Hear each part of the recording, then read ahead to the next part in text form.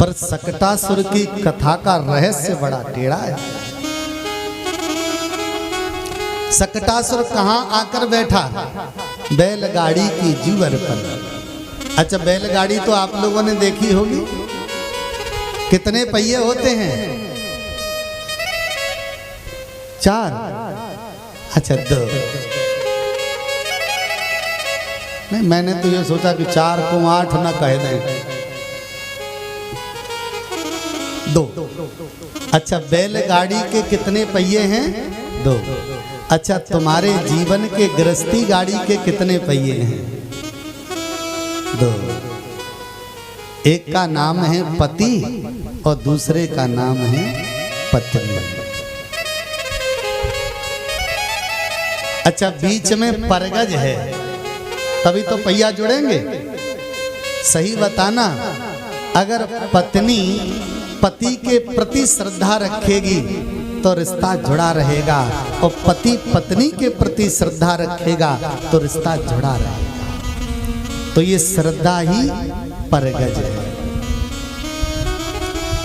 और अगर ये परगज टूट गया तो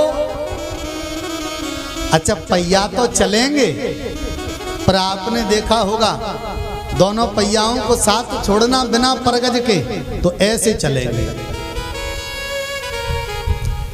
या ऐसे चलेंगे, सीधे नहीं चलेंगे।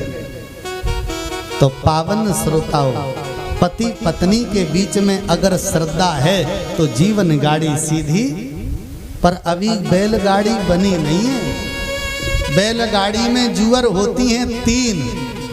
तो दिमाग में ये बिठा लो, हमारी गृहस्थी के जीवन में भी 3 जुअर हैं। एक का नाम है भक्ति, दूसरे का ज्ञान, तीसरे का वैराग्य।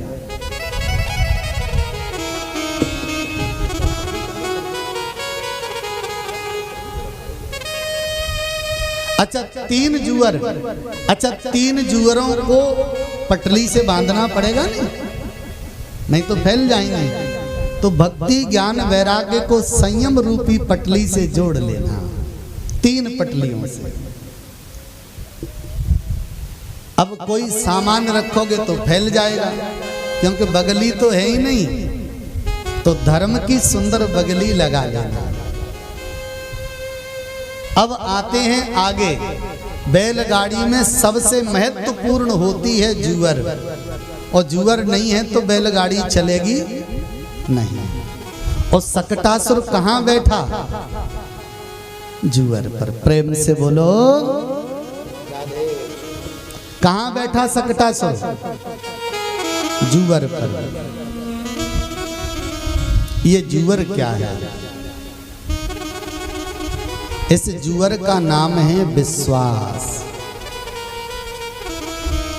और विश्वास पर कौन बैठा?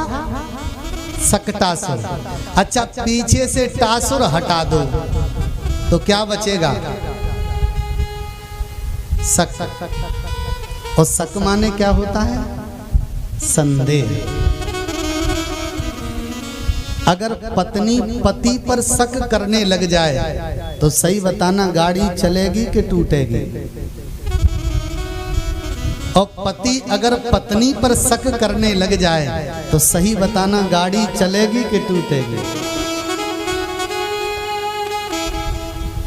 ये सकटासुर कौन है, अब आपकी समझ में आ गया होगा। प्यारे ब्रजवासियों के जीवन में पति पत्नी के बीच में संदेह पैदा न हो, शक पैदा न हो, इसलिए आज भगवान ने सकटासुर का वध किया।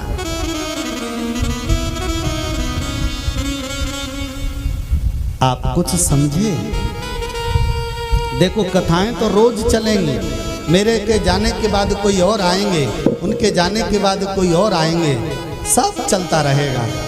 पर ध्यान रखना, जीवन में सुधार वाली बातें हैं। गृहस्थी जीवन में कुछ चीजें अनदेखी भी करनी पड़ती हैं, और कुछ चीजें बिना देखने के बाद भी देखनी पड़ती हैं। पर अपने जीवन को अगर सही से चलाना है तो पत्नी को निष्पक्ष रूप से पति का साथ देना चाहिए, और पति को पत्नी का साथ देना चाहिए।